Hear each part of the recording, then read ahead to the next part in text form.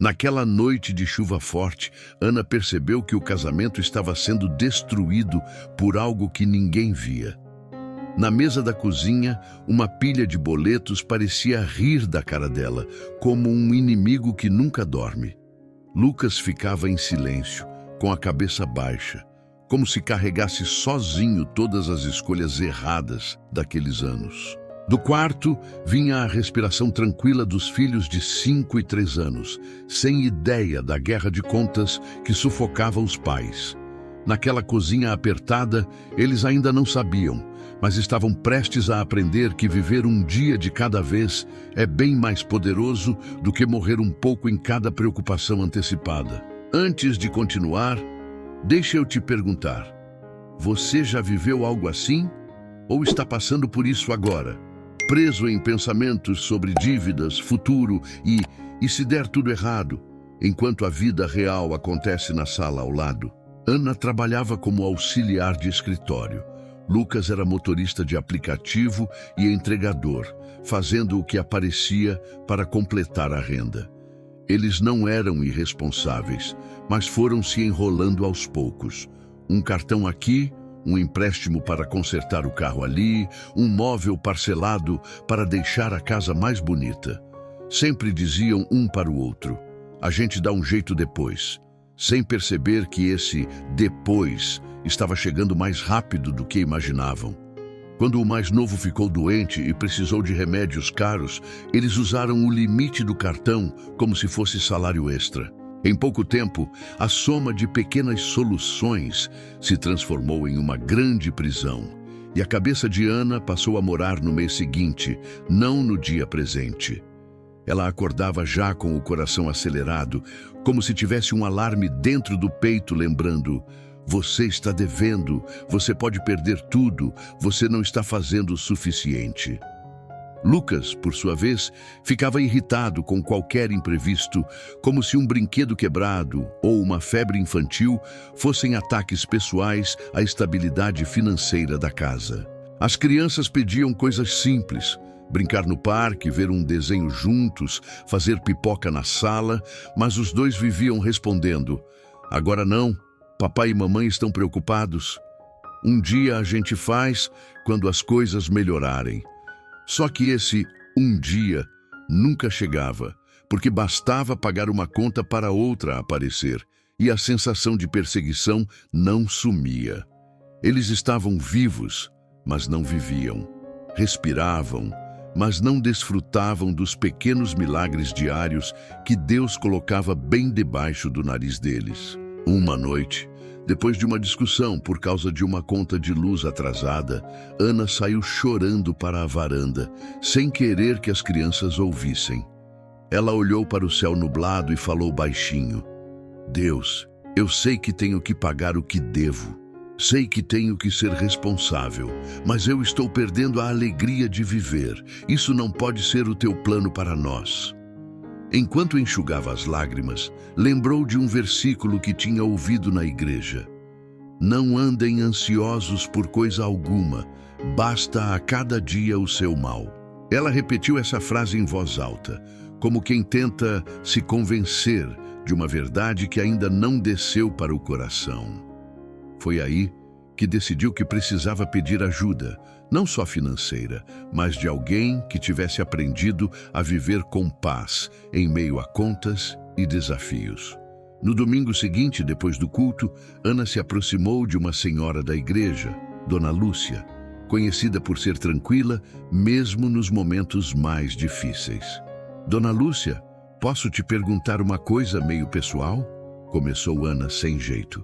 Claro, minha filha, pergunta, respondeu a senhora, com aquele sorriso de quem já tinha visto muita coisa na vida. Como é que a senhora consegue ficar calma? A gente está cheio de dívida, parece que nunca vai acabar. E eu sinto que não aproveito meus filhos, meu marido, nada. A cabeça fica sempre lá na frente. Dona Lúcia segurou as mãos de Ana, olhou nos olhos dela e disse: talvez o problema não sejam só as dívidas, mas o lugar onde o seu coração resolveu morar. Ana franziu a testa, sem entender direito. Como assim o lugar onde meu coração mora?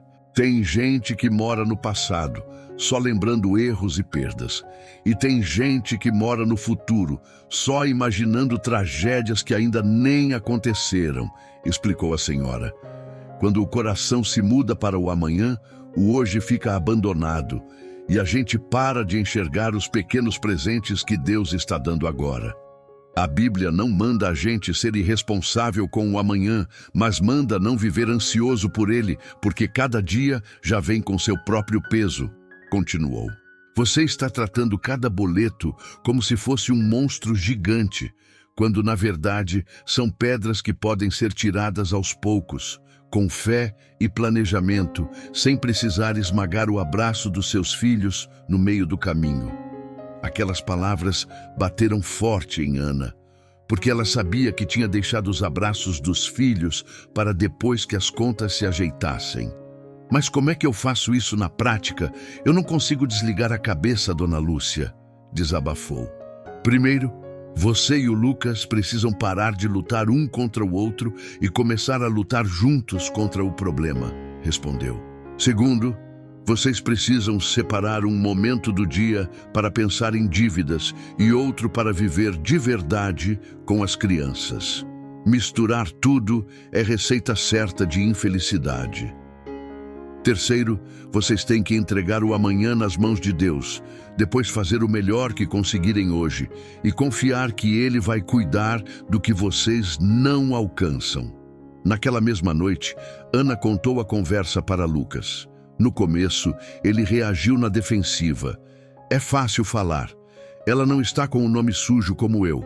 Não tem banco ligando toda hora. Mas depois de uns minutos, ficou quieto, porque sabia que a verdade era que também estava deixando de viver ao lado dos filhos por causa dos medos que moravam dentro dele. Talvez a gente precise de um plano, não só financeiro, mas de vida, disse Lucas, finalmente quebrando o orgulho. Um plano para pagar o que deve, mas também para não matar nossa família enquanto tenta fazer isso. Eles sentaram com papel e caneta e começaram a anotar tudo. Quanto deviam, para quem deviam, quanto entrava por mês, quanto saía onde estavam exagerando. Foi pesado ver o total das dívidas no papel, mas ao mesmo tempo libertador. Porque pela primeira vez o problema parecia ter contorno, não era mais um monstro sem rosto. Decidiram algumas coisas simples: cortar gastos desnecessários, parar de usar cartão de crédito, buscar uma renda extra temporária, vender alguns itens que não eram essenciais. Mas decidiram outra coisa ainda mais importante: reservar, a cada semana, um tempo em que falar de dinheiro era proibido. E a prioridade era estar presente com os filhos. Foi assim que surgiu a Noite da Pipoca na casa deles. Uma vez por semana, não importava o tamanho da conta, desligavam o assunto boleto e ligavam apenas o assunto família. Faziam pipoca simples, colocavam um filme infantil, sentavam no chão com as crianças e prometiam não discutir sobre dinheiro naquele horário. No começo, a mente de Ana e Lucas fugia para as dívidas, mas com o tempo começaram a experimentar a alegria de ver os filhos rindo, pulando, cochilando no colo deles. Perceberam que essas memórias não custavam caro, mas valiam mais do que qualquer coisa que o dinheiro pudesse comprar. Se você sente que, no meio das contas, está perdendo a chance de viver momentos simples e bonitos com quem ama, vale a pena continuar ouvindo essa história até o final, porque a melhor parte da transformação desse casal só ficou clara depois de algum tempo. Dê um like e se inscreva no canal para não perder mais histórias inspiradoras como essa. Os meses passaram e o plano financeiro começou a funcionar devagarinho. Não foi milagre instantâneo. Teve mês apertado, teve ligação chata de cobrança, teve noite de preocupação. Mas agora eles tinham duas armas novas: clareza e parceria. Ao invés de brigar, oravam juntos, lembrando a promessa de que Deus cuida das aves do céu e dos lírios do campo, e que valem muito mais do que isso. Depois de orar, olhavam para a planilha e perguntavam: o que dá para fazer hoje? Em vez de Como vamos sobreviver nos próximos 5 anos? Em certo momento veio uma proposta inesperada para Lucas trabalhar fixo em uma empresa de entregas, com horário melhor e salário mais previsível. Ele hesitou, com medo de abrir mão da liberdade do aplicativo. Mas Ana disse: amor, talvez essa seja a forma de Deus tirar um pouco do peso do nosso amanhã. Eles conversaram, oraram e decidiram aceitar, mesmo com o frio na barriga. Com a renda mais estável, conseguiram negociar juros, organizar um calendário de pagamentos e ver a dívida começar a diminuir de verdade. Ao mesmo tempo, mantiveram a noite da pipoca e alguns pequenos momentos diários de qualidade com as crianças, mesmo que fosse só um jogo simples ou uma história antes de dormir. Foi numa dessas noites que o ápice da história aconteceu. O filho mais velho, de 5 anos, estava desenhando a família na sala, enquanto os pais arrumavam a cozinha. Ele chamou: mamãe, papai, vem ver meu desenho. No desenho estavam Ana, Lucas e os 2 filhos, todos de mãos dadas, com um céu azul e um sol sorrindo lá em cima. No canto da folha, o menino escreveu com letras tortas: minha família é feliz. Ana olhou aquilo e desabou em lágrimas, mas dessa vez eram lágrimas de gratidão. Ela percebeu que, mesmo com dívidas ainda por pagar, seus filhos não estavam desenhando boletos, medo ou brigas. Estavam desenhando amor, presença, risos. Lucas abraçou os 3 e pensou que, se tivesse esperado a vida ficar perfeita para aproveitar os filhos, teria perdido aquele momento para sempre. Entenderam juntos que a verdadeira vitória não era apenas zerar as dívidas, mas não deixar que elas sequestrassem o presente que Deus estava entregando dia após dia. Se, em algum momento desta história, você sentiu seu coração mais leve ou enxergou sua própria família nessa situação, deixa o seu like aqui, porque isso mostra que ainda tem muita gente precisando aprender a viver um dia de cada vez sem abandonar a responsabilidade. Com o passar dos anos, as dívidas finalmente foram pagas. Não houve prêmio de loteria, herança surpresa, nem milagre financeiro espetacular. Houve disciplina, conversa honesta, trabalho persistente e, principalmente, a decisão de não sacrificar a família no altar da preocupação. Quando quitaram o último boleto, fizeram uma pequena celebração em casa, com bolo simples e oração de gratidão. Mas perceberam que a maior mudança não tinha sido no extrato bancário, e sim no jeito de enxergar cada dia como um presente de Deus, não como um problema a ser controlado. Ana passou a aconselhar outras mulheres preocupadas, dizendo: você não é irresponsável por rir com seu filho mesmo devendo. Você é obediente a Deus quando faz o melhor que pode hoje e confia o amanhã nas mãos dele.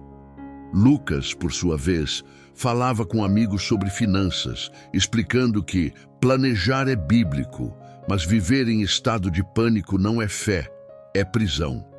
Eles ensinaram aos filhos, já maiorzinhos, a separar um tempo para estudar, um tempo para trabalhar e um tempo para simplesmente estar com quem se ama. A família aprendeu que viver um dia de cada vez não é fechar os olhos para os problemas, mas abrir os olhos para as bênçãos que já estão ali enquanto você enfrenta os problemas. E toda vez que a ansiedade tentava voltar, lembravam do desenho na geladeira. 4 bonequinhos de mãos dadas e a frase "minha família é feliz". No fundo, o ensinamento dessa história é direto. Faça o que você precisa fazer para sair das dívidas. Organize, negocie, trabalhe, corte excessos, seja fiel ao compromisso. Mas não entregue ao medo o direito de roubar os abraços de hoje, as risadas de hoje, os jantares simples de hoje, porque seus filhos e seu cônjuge não podem ficar esperando a sua cabeça voltar do futuro para serem amados. Se essa história falou com você, escreva nos comentários: quero viver um dia de cada vez com fé e responsabilidade. e que Deus te ajude a organizar as contas sem perder a alegria de quem caminha com Ele no presente.